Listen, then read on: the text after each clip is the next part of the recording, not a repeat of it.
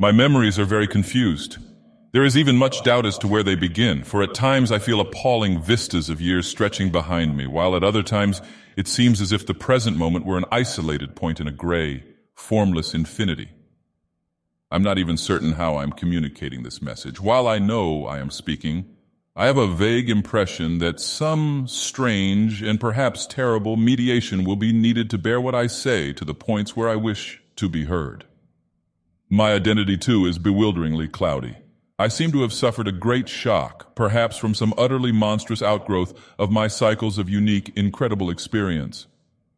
These cycles of experience, of course, all stem from that worm-riddled book. I remember when I found it in a dimly lighted place near the black oily river where the mists always swirl.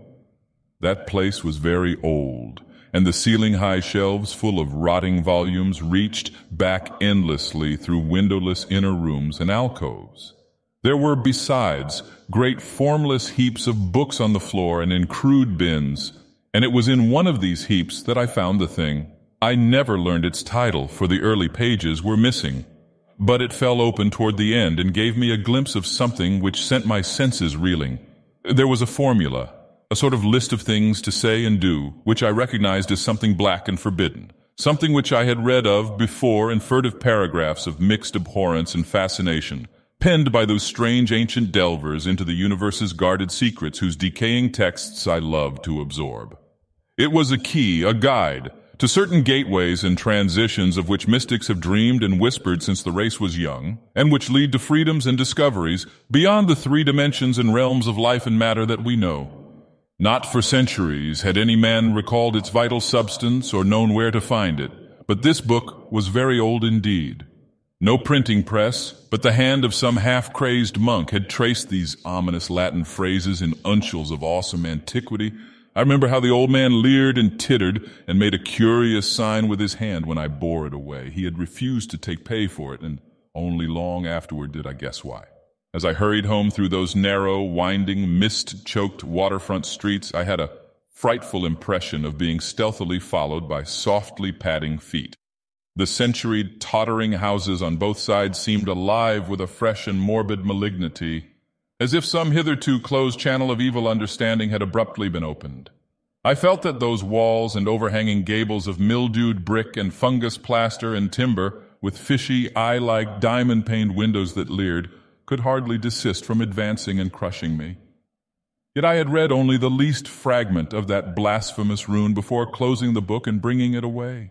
I remember how I read the book at last, white-faced and locked in the attic room that I had long devoted to strange searchings. The great house was very still, for I had not gone up till after midnight. I think I had a family then, though the details are very uncertain, and I know there were many servants. Just what the year was, I cannot say, for since then I have known many ages and dimensions, and have had all my notions of time dissolved and refashioned.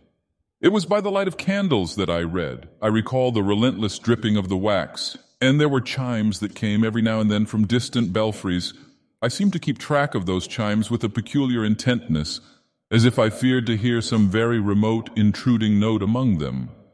Then came the first scratching and fumbling at the dormer window that looked out high above the other roofs of the city. It came as I droned aloud the 9th verse of that primal lay, and I knew amidst my shudders what it meant. For he who passes the gateways always wins a shadow, and never again can he be alone. I had evoked, and the book was indeed all I had suspected.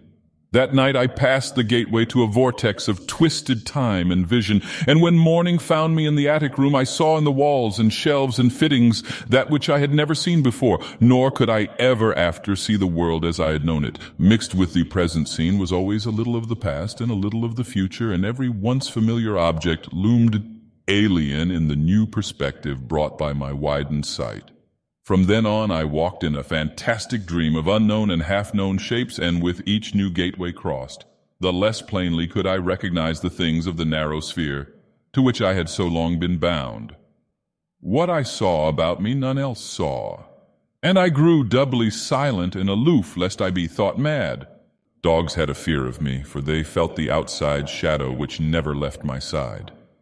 But still I read more in hidden, forgotten books and scrolls to which my new vision led me, and push through fresh gateways of space and being and life patterns toward the core of the unknown cosmos. I remember the night I made the 5 concentric circles of fire on the floor and stood in the innermost one chanting that monstrous litany the messenger from Tartary had brought. The walls melted away, and I was swept by a black wind through gulfs of fathomless gray, with the needle-like pinnacles of unknown mountains miles below me. After a while, there was utter blackness, and then the light of myriad stars forming strange alien constellations. Finally, I saw a green-litten plain far below me and discerned on it the twisted towers of a city built in no fashion I had ever known or read of or dreamed of. As I floated closer to that city, I saw a great square building of stone in an open space and felt a hideous fear clutching at me. I screamed and struggled, and after a blankness was again in my attic room, sprawled flat over the 5 phosphorescent circles on the floor. In that night's wandering, there was no more of strangeness than in many a former night's wandering, but there was more of terror because I knew I was closer to those outside gulfs and worlds than I had ever been before. Thereafter, I was more cautious with my incantations, for I had no wish to be cut off from my body and from the earth in unknown abysses, whence I could never return.